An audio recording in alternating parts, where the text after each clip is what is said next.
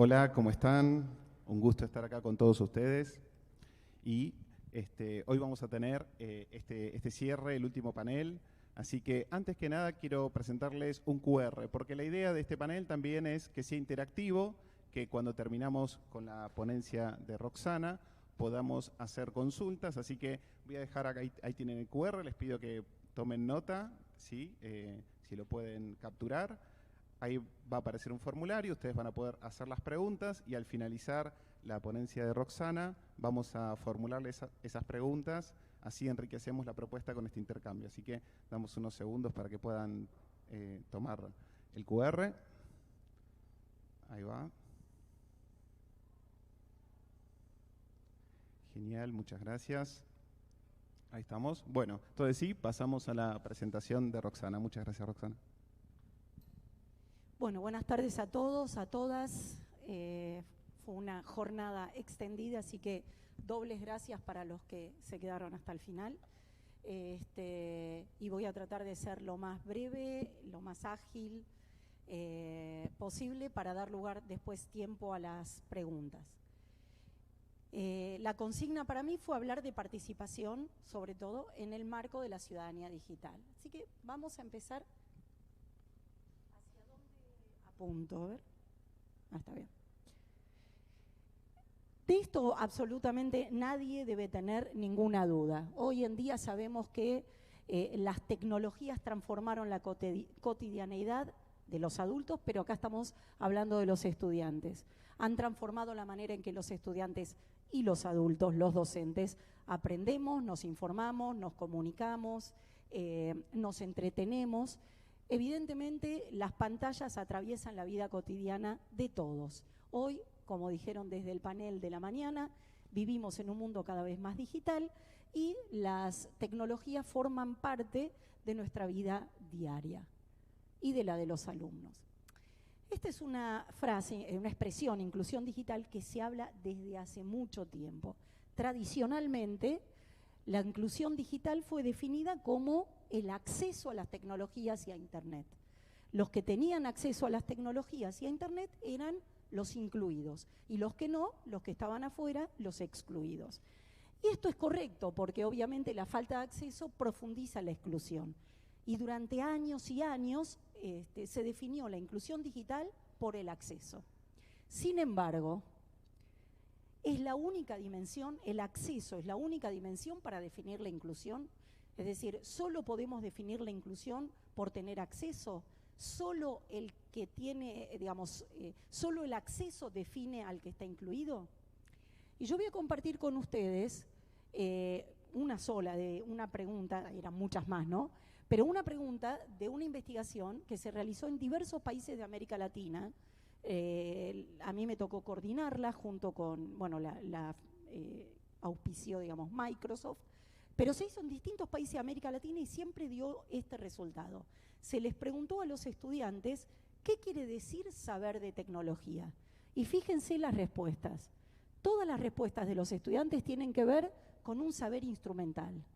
Nadie habla de un saber, es decir, muy lejos del reflexivo, crítico, creativo que queremos que los alumnos tengan. ¿Qué hacer si se bloquea la pantalla? Ayudar a los padres, escribir rápido, usar Word.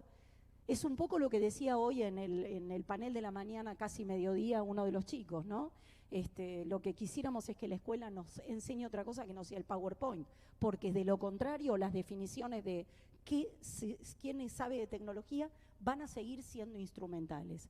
Y las instrumentales no tienen nada que ver con una ciudadanía con una ciudadanía digital crítica, reflexiva, creativa. Entonces, evidentemente, el acceso no solo define la inclusión va más allá del acceso, y hoy hablamos en el mundo entero de nuevas brechas digitales, porque la vieja, la tradicional brecha digital era la del acceso. O estamos adentro o estamos afuera, o tenemos acceso o no tenemos acceso. Pero la diapositiva anterior nos muestra que el acceso no es suficiente. A lo mejor esos chicos tienen acceso a Internet y tienen acceso a las tecnologías, pero siguen definiendo el saber tecnológico por usar Word para la tarea. La brecha digital, en cambio, hoy se define por esta palabra que venimos hablando desde la mañana temprano y que es la clave no solo de la ciudadanía digital, sino de cualquier alfabetización digital, las competencias, contar con la capacidad para comprender los dilemas y aprovechar las oportunidades que genera el uso de Internet. ¿Por qué Internet? Yo no voy a referirme a las grandes oportunidades y beneficios que nos da Internet.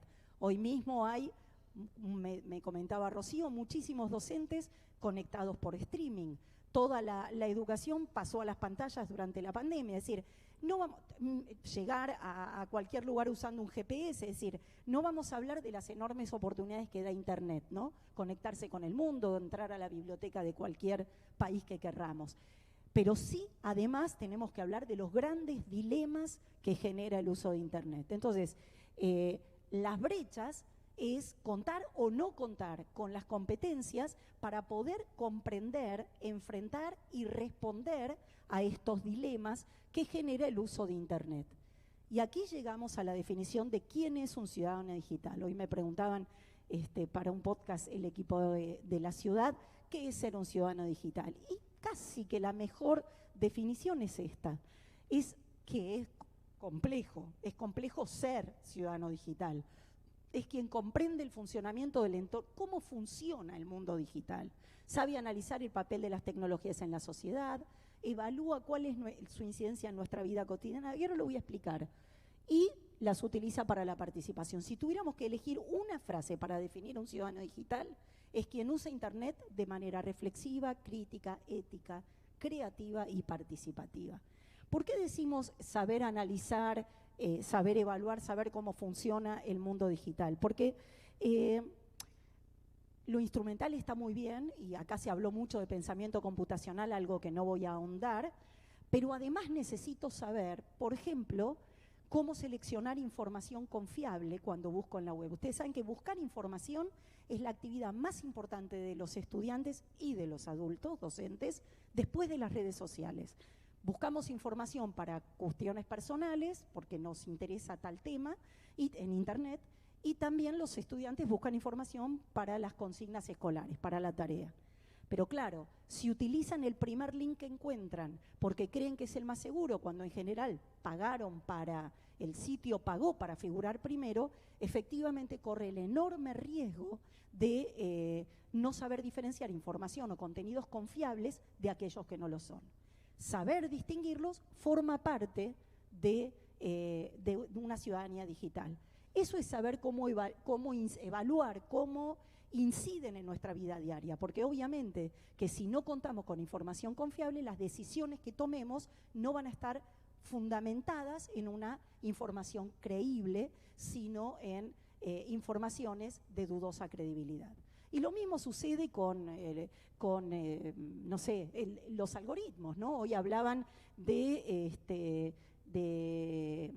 la inteligencia artificial. Bueno, sabemos los usos interesantes que todos aprovechamos de la inteligencia, de los algoritmos y la inteligencia artificial, como por ejemplo usar un GPS para llegar a un lugar.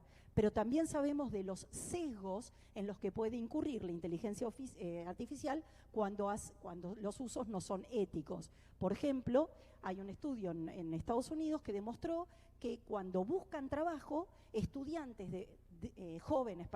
cuando buscan trabajo jóvenes de determinados barrios, reciben determinadas ofertas laborales por Internet que no reciben quienes están en otros barrios. Es decir, que ahí hay un sesgo del algoritmo. Entonces, lo que quiero decir es que un ciudadano digital tiene que conocer y comprender, responder, evaluar, analizar todas estas cuestiones. Y, por supuesto, saberlos utilizar para la participación. La ciudadanía digital incluye 3 dimensiones. Yo me voy a referir, por eso está en azul, a la de la participación, porque es la que me solicitaron para hoy. Pero cuando decimos queremos que los estudiantes sean ciudadanos digitales y por lo tanto los docentes, que son nuestro público, digamos, primero, porque la formación docente es prioridad antes de llegar a los estudiantes, lo que queremos decir es que queremos que sean ciudadanos digitales para que hagan un uso seguro de Internet, es decir, que no se expongan, como se mencionaba hoy, que sepan lo que es la privacidad, que sepan que cuando uno sube algo a la web, lo privado se convierte en público, qué es lo que puede pasar, que no estamos seguros 100% seguros de quién está detrás de la pantalla, etcétera. Entonces, que sepan hacer un uso seguro, que no participen de discursos de odio, por ejemplo, que no los viralicen, que sepan cómo responder. La segunda es que sepan hacer un uso reflexivo de las tecnologías e Internet, es decir, esto, que sepan distinguir información confiable de la que no lo es, por ejemplo, esto es un uso reflexivo y crítico. Y la tercera, que sepan hacer un uso participativo. Y hoy el tema es cómo utilizar, hoy el tema con ustedes es cómo utilizar Internet como herramienta de participación. Ahora, no todo es participación, ¿no? Porque muchas veces uno confunde qué es participar, qué es utilizar Internet como herramienta de participación. Parece una obviedad, pero bueno, postear que me saqué un 10 en matemáticas, o que fui a una fiesta, o que conocí a alguien, eso no es participar. Eso es simplemente compartir un aspecto de la vida de uno. Tampoco es jugar en red, aunque sea con otros jugadores, porque es en red, eso no es participación, y tampoco es armar una playlist compartida. Nada de todo esto es participación tal como lo entiende la ciudadanía digital. Participación es una acción que busca mejorar la vida de la comunidad.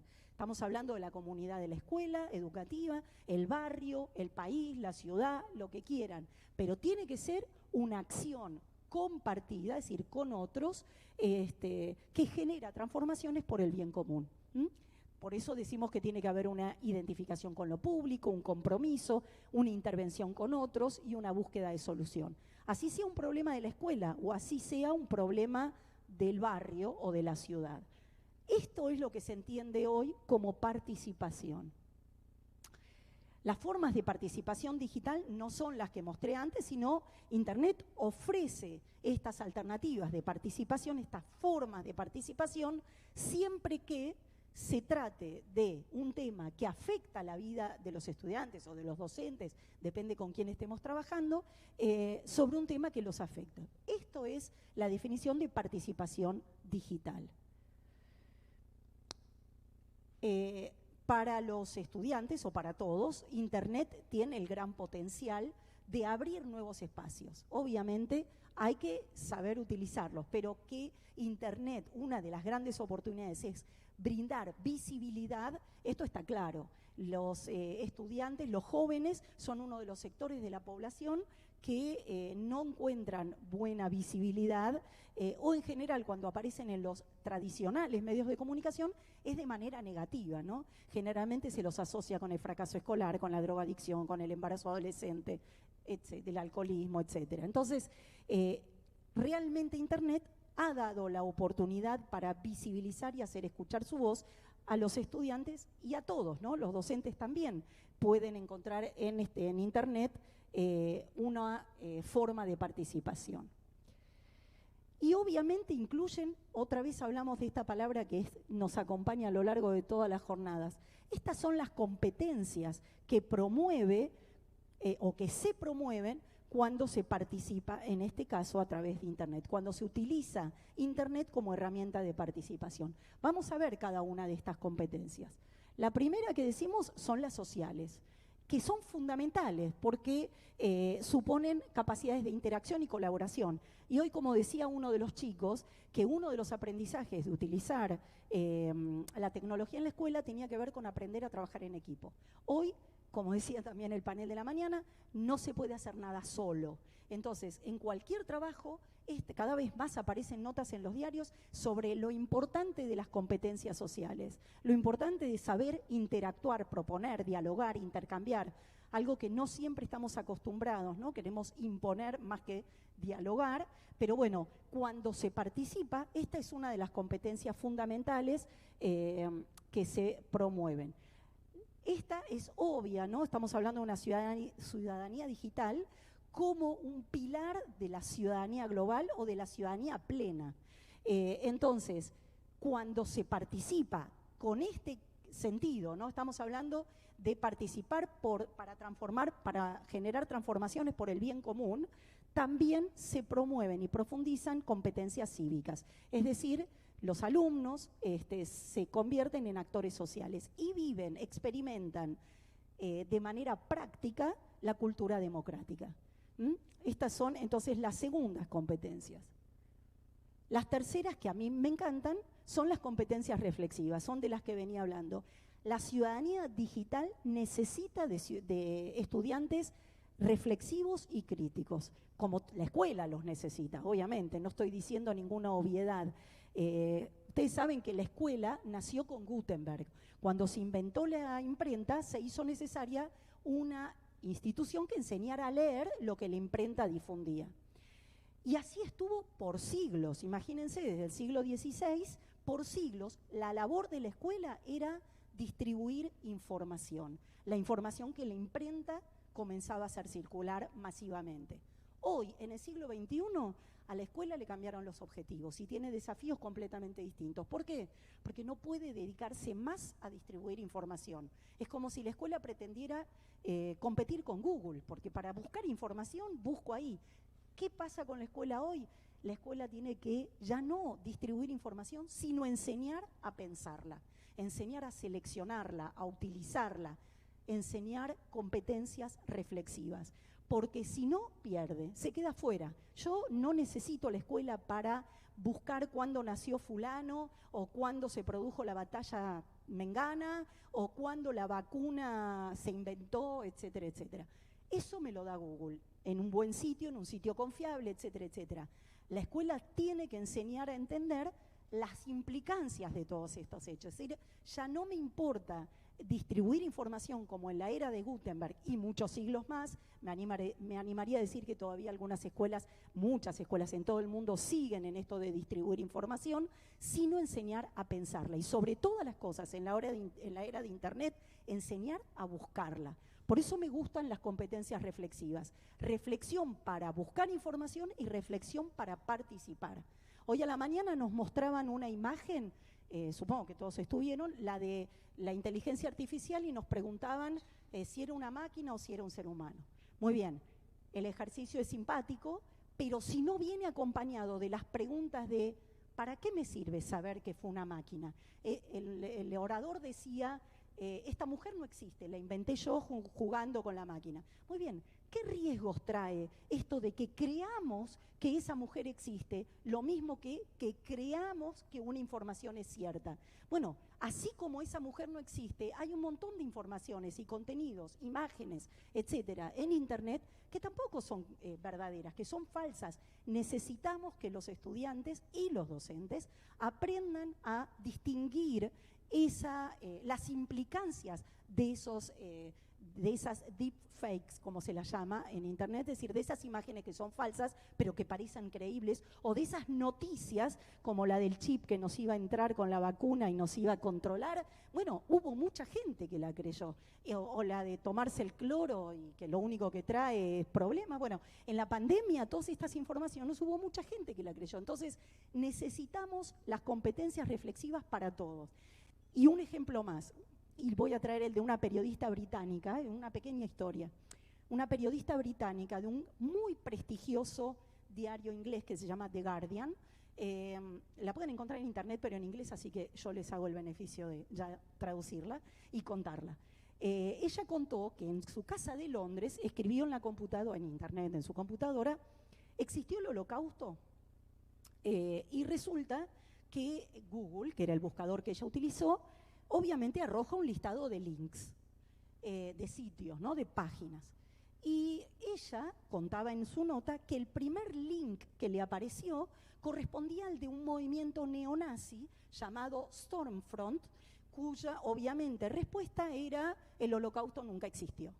Entonces ella decía, si para mucha gente, tanta gente, y nosotros sabemos que muchos estudiantes, como yo dije antes, se quedan con el primer link que les aparece, imagínense si esto hubiera sido una consigna escolar y algún estudiante hubiera cliqueado en ese link, copiado, pegado, etcétera, y entregado esa tarea.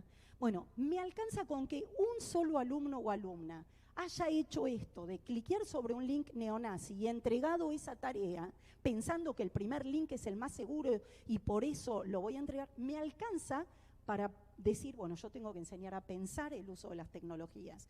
No puedo quedarme solo con lo instrumental. Fantástico robótica, fantástico pensamiento computacional, pero si no enseño a pensar, solo voy a tener a alguien que sepa usar, como decían los chicos, el PowerPoint, el Word y a lo mejor crear un auto súper inteligente. Antes que eso, desde que encienden la computadora y se conectan a Internet, tengo que enseñar estas competencias. La periodista de Google termina el artículo diciendo que se comunicó, trató de comunicarse con la periodista de The Guardian, perdón, trató de comunicarse con Google Londres, nunca la atendieron, y entonces ustedes saben que Google coloca primero a aquel que paga para figurar primero. Entonces ella terminó llamando a todos los británicos para que cada uno ponga una libra y subir a un organismo de derechos humanos primero y bajar al movimiento neonazi. Esta es una anécdota, la parte de ella, digamos, pero lo que nos preocupa en la escuela es que hay muchos chicos que usan el primer link que encuentran, porque si les responde a la consigna de la escuela, más sí, yo copio y pego y entrego. Bueno, imagínense lo que podría pasar si el primer link es este de un movimiento neonazi. Y alcanza con que uno lo haga para que uno se tenga que replantear los nuevos desafíos de la escuela, que ya no es distribuir información, sino enseñar a pensarla, a buscarla, seleccionarla y utilizarla. Bueno, entonces, las competencias reflexivas, después de todo esto que dije, son obvias, son todas las asociadas y vinculadas al pensamiento crítico. ¿Es una obviedad? Sí. ¿Se hacen en todas las escuelas? No. Entonces dejó de ser obviedad. Por eso lo traigo. Entonces, tercera competencia, las reflexivas, ¿no? Todas las vinculadas al pensamiento crítico. Si no pienso el uso de las tecnologías, si no pienso el uso de Internet, no me sirve nada. Porque corro el gran riesgo de creer en una información que no es confiable, participar o viralizar un discurso de odio, y ya sabemos lo que eso perjudica a la democracia y a la convivencia social. No entender por qué el algoritmo rechazó un crédito en el banco porque lo puse yo, pero si lo pone otro a lo mejor no. O sea, hoy cada vez más hay decisiones que otros toman por nosotros y esos otros son los algoritmos. Así que todas esas cosas las tenemos que entender. Por eso decíamos que un ciudadano digital es quien entiende cómo funciona el Internet. Y la última son las competencias expresivas, porque obviamente, no me voy a detener mucho en esto, pero obviamente hay nuevos lenguajes. Entonces tenemos que enseñar a utilizar, es una gran oportunidad para enseñar cómo escribir, cómo cómo expresarse, no solo escribir, expresarse en lenguaje digital. Yo quiero compartir con ustedes, y me voy acercando a la segunda y última parte de mi presentación, los resultados de una investigación que hicimos en el 2020 en Argentina. Así que esto vale para la Argentina. Mi creencia es que esto vale para cualquier parte del mundo, pero yo no puedo, con rigor científico, solo lo que puedo decir es que se entrevistaron 2.000 adolescentes de todo el país, eso sí, de todo el país, adolescentes de 14 a 18, y quisimos saber si utilizan Internet para participar. Y fíjense lo que dijo. Esta era una de las preguntas, no voy a poner todas, quiero poner 4 con ustedes. Le preguntamos si Internet es un espacio útil y genial. Casi el 100% dijo que sí, es bárbaro. Usemos Internet para participar, es bárbaro. Veamos, acuérdense de este número, 98%. Todos valoran, pero ahí vienen los sin embargos. Les preguntamos si comparte sus opiniones sobre temas que les interesan. Compartir una opinión es decir lo que pensás, es el mínimo compromiso. No le estamos diciendo salís a la calle con una pancarta, no. Compartís en redes sociales y fíjense, todos los adolescentes están en redes sociales. En la Argentina, 99%, o sea, todos, están en redes sociales y es el principal motivo por el cual se conectan a Internet. Un adolescente hoy se conecta a Internet fundamentalmente y primeramente para entrar en una red social. Sin embargo, la mitad, más de la mitad, no sé si se ve, 55% dice que no comparte. Eso nos preocupa porque es la mínima expresión de participación, ¿no? Es la primera expresión de interés, dar tu opinión. Estamos en una charla de amigos y dar la opinión sobre el tema que se esté debatiendo es como el mínimo compromiso. No estamos diciendo lo que decíamos antes, anda a una manifestación, salí a la calle, no sé, hace una colecta, nada, simplemente estamos diciendo, da tu opinión. Entonces, y sabemos lo bueno de opinar sobre un tema, ¿no? Favorece la capacidad de argumentar, el compromiso. Pero fíjense lo que nos pasó. Quisimos averiguar por qué no dan su opinión. Entonces les preguntamos si alguna vez sintieron, a lo mejor, algún acoso, algún insulto. Y aquí encontramos la respuesta. La mitad de los chicos sintió burla, acoso o intimidación en las redes sociales, y si estaba en un foro de debate online, el 80% sintió que cuando daba su opinión, lo burlaban, lo acosaban o lo criticaban mal, no lo criticaban una buena crítica. Entonces, bueno, efectivamente, si el chico considera, el chico o la chica considera que va a ser acosado o burlado, bueno, mejor no doy mi opinión. Y es un problema muy grave. Es decir, estamos con problemas muy fuertes. Lo sabemos a nivel adulto, porque no hace falta más que levantarse cada día, al menos en la Argentina, para ver que nos falta mucho recorrido en esto de no acosar, burlar, agredir o intimidar al otro porque tiene una opinión diferente a la nuestra. Pero que lo vivan los chicos y que eso les impida participar, opinar en redes sociales, es preocupante. Le preguntamos para qué usan las redes sociales y fíjense, 7 de cada 10 lo usan solo para informarse. Todas las demás opciones, compartir opiniones, difundir acciones solidarias, que serían expresión de participación, no las usan. Usan y están lejos, bien lejos, ¿no? Es decir, básicamente es informarse, lo cual queda clarísimo que las formas de participación que eligen los adolescentes son más bien pasivas, ¿no? No hay esto de, bueno, quiero armar una campaña en las redes, qué sé yo, contra la contaminación del río, o lo que fuere, por cualquier motivo, algo que les afecta, o por música, o por deportes, o por lo que fuere. Evidentemente, informarse es el principal uso. Y les preguntamos si participan en acciones por Internet, es decir, esto, si deciden por Internet participar de una campaña, participar de algún tipo de video, de blog, de página web, algo por ese problema de la escuela. Y aquí ven, 98 la valoraba, ¿se acuerdan que dijimos 98? Es decir, casi el 100%, pero solo la mitad lo utiliza o menos. Entonces, aquí nos quedan 2 preguntas, que esto es para, yo no tengo la respuesta, algunas las voy a dar para que no sientan que solo me dedico a preguntar, y ya estoy terminando. La primera pregunta es cómo hacemos para que la valoración, enorme valoración que tienen de Internet, se traduzca y se refleje en usos, realmente que lo usen. Y para que elijan otras formas que no sean solo informarme, para que realmente usen Internet como herramienta de participación. La primera es, como docentes, como trabajar con los alumnos. Yo estoy hablando de los alumnos porque esta fue la consigna, pero lo mismo habría que trabajar con docentes si ustedes van a trabajar con docentes, supongamos. Si van a trabajar con alumnos, no, pero si van a trabajar con docentes, esto vale también. Que los docentes utilicen Internet como herramienta de participación, y entonces primero trabajar o explicar su relevancia para todo lo que veníamos diciendo antes, para las competencias sociales, reflexivas, cívicas y expresivas. Todo esto se promueve cuando se participa y se utiliza Internet para la participación. Entonces, explicar su relevancia. La segunda es evaluar antes de compartir. Enseñarles a todos, docentes y estudiantes, que antes de subir un contenido a la web hay que pensar. Hay que pensar primero si esto me expone obviamente en mi privacidad, porque este es un tema fuertísimo hoy en día, ¿no?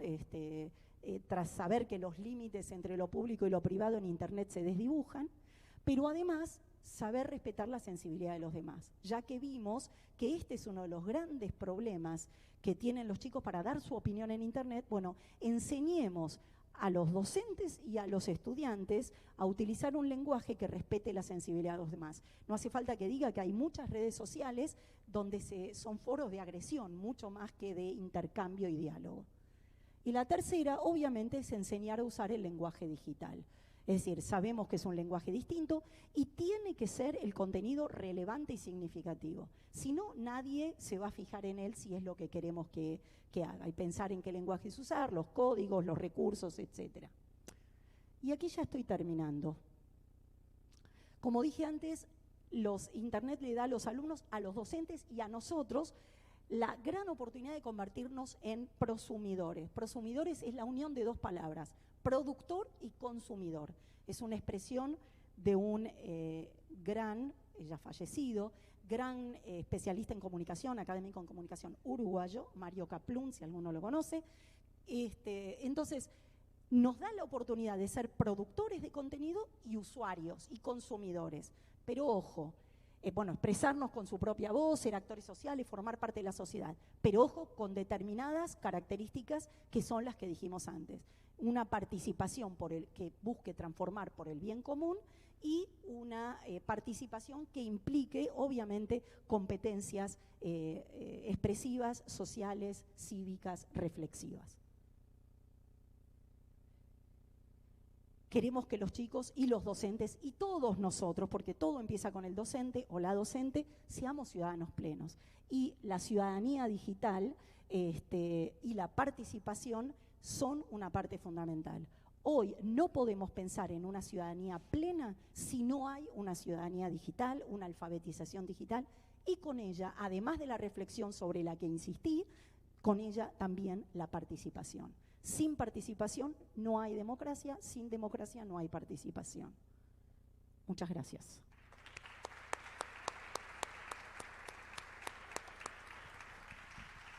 Muchas gracias, Roxana. Una invitación a reflexionar. Muchísimas gracias. Tenemos muchas preguntas de la audiencia, así que las vamos a ir retomando. Sí, servite un poquito de agua. Tenemos a Victoria, Marina, Karina, Verónica. Bueno, hay un montón de preguntas, así que vamos a ir haciéndolas.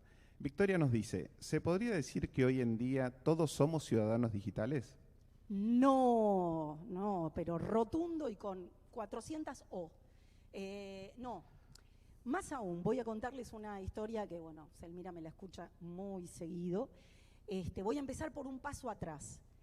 Si me hubieran preguntado, ¿podríamos decir que los chicos son nativos digitales? Hubiera dicho no con 800 O. ¿Por qué? Ustedes saben que la expresión nativo digital se creó en el año 2000 para definir a una generación que nacía en ese año y que nacía ya con las tecnologías. Por oposición a los adultos, nosotros, que éramos, se nos llamaba inmigrantes digitales. Esta expresión de nativo digital se desterró en el mundo, así que si alguien la sigue usando hoy, ayer fue su última oportunidad, hoy ya no la pueden usar más. ¿Por qué no la pueden usar más? Porque todos, de hecho hay un libro que se llama Los nativos digitales no existen, y está bueno como frase. ¿Por qué? Porque no podemos llamar a un chico o adolescente o a una chica o adolescente nativo digital solo por la fecha de nacimiento o pertenecer a una generación.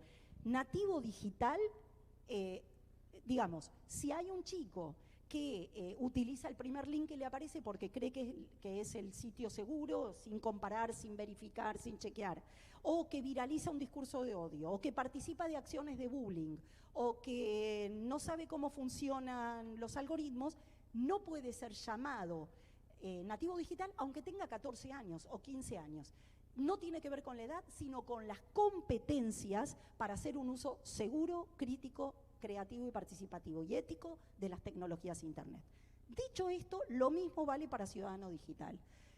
Si ustedes me dicen que en una clase todos los chicos saben cómo buscar y seleccionar información confiable en la web, saben por qué se producen los discursos de odio y cómo responder ante estos discursos, sabe por qué no participar de acciones de bullying, dónde está el límite de su privacidad y sube a su perfil contenidos que no tienen que ver con su vida privada, entonces yo les digo, bueno, estamos camino a, es un ciudadano digital. Pero desconfío de que esto pueda ser aplicado ni a los estudiantes y mucho menos a los adultos. Es decir, nos pasa a todos ver todos los días cadenas de WhatsApp con contenidos falsos. Va a decir, ¿pero esto quién te lo dijo? Ah, me lo mandó mi hermano, créele. Bueno, créele no, hay que empezar a chequear, verificar. Y estoy dando porque es el más común. Pero también en la campaña de Hillary Clinton y Donald Trump, que fue ahí donde empezaron a proliferar, aparecían, Hillary Clinton no pagó los impuestos. Era falso.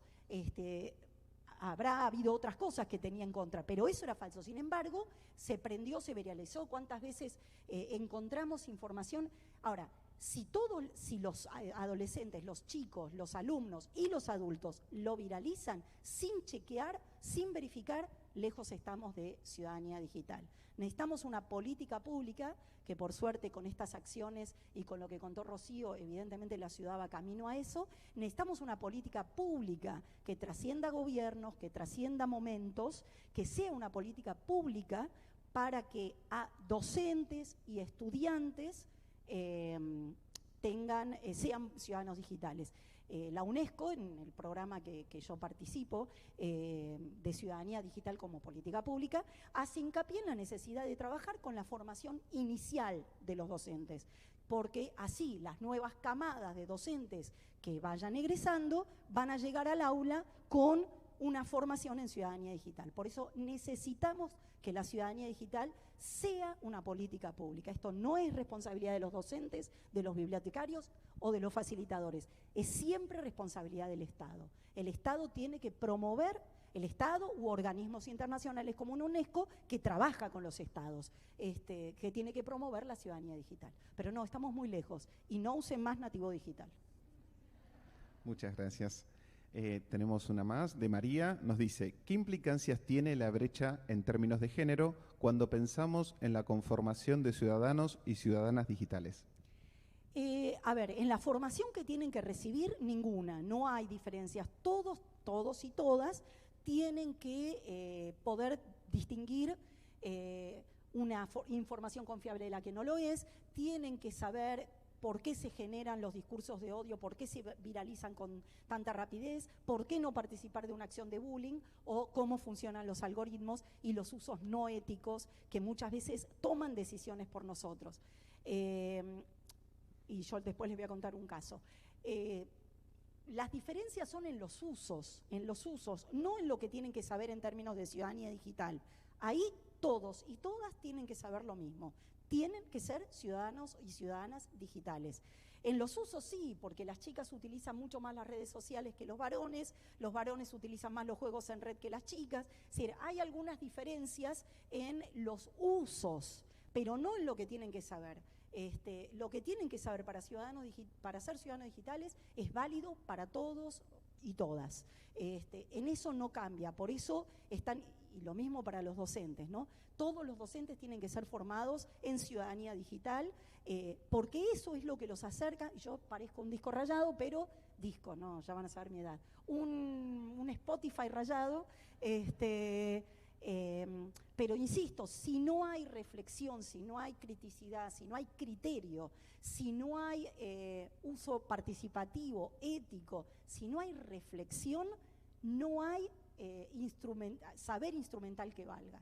Porque ¿de qué me sirve que haga, no digo que no sea importante, pero puede saber hacer, como dijo el chico hoy a la mañana, el mejor auto que él está programando, y es fantástico que lo sepa hacer, porque aparte ahí está su parte creativa, pero si al mismo tiempo, en paralelo, no sabe cómo buscar una información, o participa de alguna acción de bullying, o no sabe la cantidad de cosas que un algoritmo define por nosotros, y bueno, la verdad es que se empobrece su formación. Por eso digo, no es una o la otra. Y a mí me alegra mucho en este sentido que la ciudad incluya como eje la ciudadanía digital y además, obviamente, pensamiento computacional, robótica, etcétera, pero que no abandone ciudadanía digital. Y yo les voy a contar la gran sorpresa, a lo mejor alguno me lo escuchó decir, a mí me invitaron el MIT, el Massachusetts Institute of Technology, que es la referencia en tecnología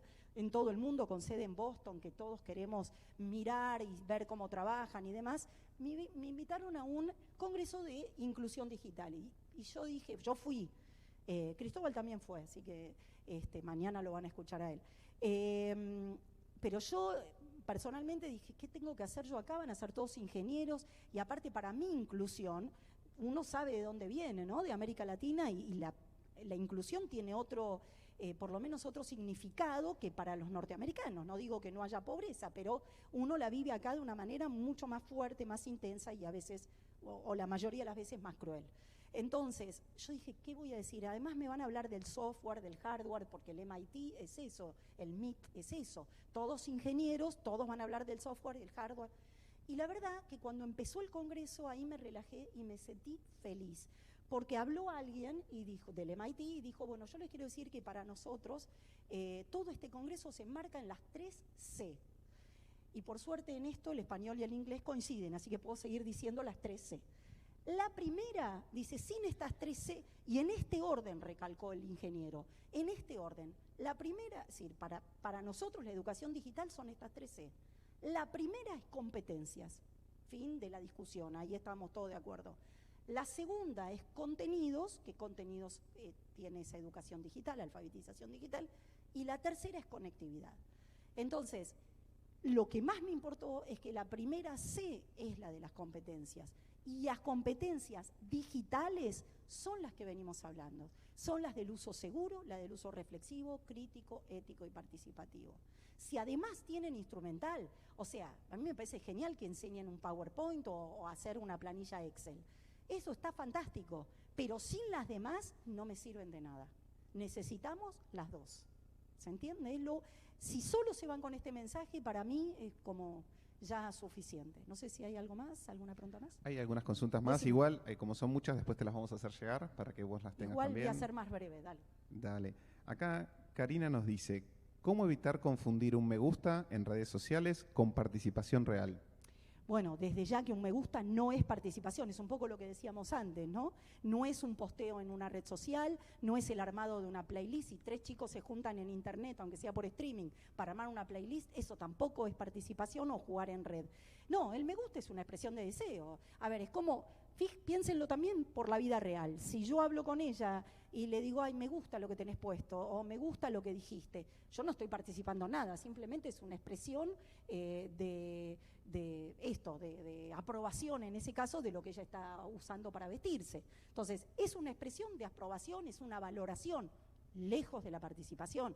Piensen que la participación que nos interesa es la interacción con otros para transformar algo por el bien común. Algo quiere decir un problema, un algo, ¿no? Entonces, si hay un problema, ustedes que trabajan por proyectos, según lo que me comentó Rocío, proyectos digitales y demás, bueno, el proyecto empieza a partir de un problema. Entonces, si se juntan y trabajan por la superación de ese problema y la transformación por el bien común de la escuela, del barrio, de la ciudad, del país, eso es participar. Hay una sola definición de participación, que es la que dimos acá. En eso hay consenso en todo el mundo. Es unirse, interactuar con otros, siempre con otros por esto del trabajo en equipo, con otros para transformar un problema en solución, en el bien común. O tener la intención, a veces uno no encuentra la solución, pero el proceso también cuenta. ¿Una más? Sí, las que quieras. Bueno, muchas gracias. Acá nos dice María, ¿cuál es el rol de la familia y qué recomendaciones le podríamos dar a los adultos responsables a la hora de abordar estos temas? Bueno, esto me lo preguntaron hoy en el podcast también. El equipo de eso fue una pregunta. ¿Qué hacemos con los padres? Bueno, yo les voy a dar directamente algunos tips, pero ya no tienen que ver con lo de participación, sino con el uso, que además lo preguntan mucho los periodistas eso, ¿qué rol le cabe a los padres? Pues siempre hablamos de la escuela. Los padres tienen un enorme papel y lugar en esto de la educación digital. Desde el vamos, bueno, aquellos que son padres, lo único que les digo es que no se flagelen ni se den latigazos por lo que voy a decir. Esto es un consenso internacional, no quiere decir que sea fácil de implementar. Lo primero es dosificar el uso de pantalla, es decir, cada pantalla tiene una edad, esto es un consenso internacional. Hay una edad para cada pantalla y una pantalla para cada edad. La regla es fácil de recordar, pero difícil de implementar. Por eso digo que nadie se castigue. La regla se llama 3, 6, 9, 12. Y es muy fácil de acordarse. Rocío, vos todavía estás a tiempo. Hasta los 3, puede ser, pero ¿viste lo que decían de Apple que se murió? ¿Cómo se llamaba? Steve Jobs, que no dejaba que utilicen las pantallas en su casa. Bueno, hasta los 3 años, 0 pantalla. Nada, por 2 motivos. Promover los comportamientos, las conductas motrices, que con una pantalla son imposibles, y el contacto con la realidad real y no la realidad virtual. 3, 0 pantalla. A los 3, la primera pantalla que entra en la vida de un chico, y nunca solo, es la televisión. Dibujos, etcétera, lo que la familia acuerde. A los 6 entran la computadora y la tableta, si es que hay, pero sin acceso a internet. Los juegos ya bajados. A los 9, computadora, tableta, con acceso a internet y buenas charlas de lo que significa no exponerse, seguridad, etcétera, etcétera. Y a los 12, el celular. ¿Por qué a los 12 el celular? Porque se considera que el celular tiene que entrar en la vida de un chico cuando gana en autonomía e independencia, y entonces por eso uno le da el celular, que coincide con el fin de la primaria, inicio de la secundaria. A los 7 años, como se registra hoy, chicos con celular no tiene ningún sentido porque no hace ninguna actividad solo o sola. Yo sé que esto es muy difícil, pero si tienen que cumplir 2 de estas 4 reglas, mi consejo es cumplir la de los 2 puntas. Hasta los 3, 0 pantalla, y a los 12 el celular. Con eso habrán hecho una gran cosa. Bueno, ahí los padres tienen mucho que decir. La segunda es no equipar la habitación de los chicos con tecnología. Todos los estudios internacionales muestran que cuando hay tecnología en el cuarto hay 2 consecuencias. La primera, más horas de pantallas por día, porque obviamente la tienen en el cuarto. La segunda es más en soledad, porque todavía la pieza de los chicos es un territorio al que muchos padres no entran. Entonces, queremos evitar horas y uso y soledad, entonces no sobre todo en edad escolar primaria, no equipar la habitación de los chicos con tecnología. En edad escolar secundaria, que es más difícil, la recomendación es ninguna tecnología se carga en la habitación. A la noche, todos los equipos, o a la tarde, todos los equipos se cargan en espacios de circulación colectiva, un comedor, una cocina, un escritorio, nunca dentro de la habitación. Y la otra es, que así terminé hoy a la mañana el podcast, está muy instalado en los hogares preguntarle a los hijos cómo te fue en historia, qué tal el examen de lengua, cómo estuviste en matemática. Eso lo hacen todos los padres, así que eso ya está muy instalado. Sin embargo, hoy a esas preguntas hay que agregarle una más, que es, ¿qué hiciste hoy en Internet? Esta es una pregunta que no se hace y que tiene que hacerse. ¿Qué te divirtió? ¿Qué te angustió? ¿Qué te molestó? ¿Qué te gustó? Saber, uno de los principales desafíos para los padres es conocer el uso que hacen los chicos de las pantallas. Por eso es importante incorporar esta pregunta, sin invadir la privacidad. Es decir, no queremos que los chicos no tengan privacidad, porque también tienen derecho a tenerla. Lo que queremos es decir, no quiero saber de qué habló con sus amigos, pero quiero estar segura de que aquellos con quienes habló son conocidos, del club, del barrio, del edificio, de donde sea. Entonces, estar al tanto del uso que hacen de las pantallas. Y la última es una anécdota que pasó en una escuela, del rol de los padres. Una maestra le había dicho a los chicos, le había dado una consigna, estaban en la semana de mayo, y les había dicho que por favor trajeran para el día siguiente información de Castelli, porque era, para Selmira, uno de los, Castelli es un parte de nuestra semana de mayo de la liberación de España. Entonces le dijo, traiga información de Castelli. Al día siguiente va al aula, esto pasó, no es que estoy inventando nada, y seguro ustedes tienen anécdotas mejores. Entonces va al aula y dice, bueno, ¿quién trajo información? Todos los chicos levantando la mano. Bueno, a ver, vení Lucas al frente, y más allá de la consigna, ¿no? Otra vez, ¿para qué quiere información de Castelli? ¿Por qué no hablamos de las implicancias de la semana de mayo? Pero yo voy a contar nada más la anécdota. Lucas pasa al frente y dice, tiene un papelito y le dice, Castelli es un pueblo de la provincia de Buenos Aires con tantos habitantes que se dedica tanto... Entonces la maestra lo frena y le dice, Lucas, ¿esto lo buscaste vos solo? Y él pensaba que lo iba a felicitar, entonces dijo, sí, lo encontré yo solo, porque mi mamá, mi papá de computadora no sabe nada, de internet no sabe nada. Bueno, yo te voy a pedir que vuelvas, le cuentes a tus padres esto, que lo que vos preparaste, y mañana lo volvemos a charlar. El chico contó después que volvió a la casa, claro, le contó al papá, y el papá le dijo, bueno, lo que pasa es que tenés que poner Castelli, era el primer link que había encontrado, porque probablemente la municipalidad de Castelli había pagado para figurar primera, y está todo bien, es parte de la promoción del pueblo de Castelli, pero no era lo que le estaba pidiendo, obviamente, la maestra. Entonces el padre le dijo, además de poner Castelli, vamos a poner héroe, prócer, lo que sea, de la semana de mayo, etc. Esto es una manera de decir que no hace falta que los padres sean expertos en el uso de la tecnología, porque el saber que tienen los chicos es un saber instrumental. Lo que muestra esta anécdota, más allá de todo, es que la reflexión, el criterio, la criticidad, los adultos de la casa, los padres, la siguen teniendo. Entonces, ahí ven otra manera en que los padres pueden ser más que útiles en el uso de la tecnología. Y los chicos lo que tienen es un saber instrumental. Cada vez que les digan, ¿qué puedo hacer yo si mi hijo o mi alumno sabe más de tecnología que yo? Recuerden esta historia y piensen que el saber que tienen los chicos es instrumental. Saben qué hacer si se congela la pantalla o cómo bajarse la última aplicación de un juego. Pero el saber crítico, reflexivo, ético, creativo y todo ese saber que tiene que ver con la ciudadanía digital lo tienen los docentes o queremos que lo tengan los docentes. Muchísimas gracias. Gracias Cerramos a todos. hoy. Muchas gracias.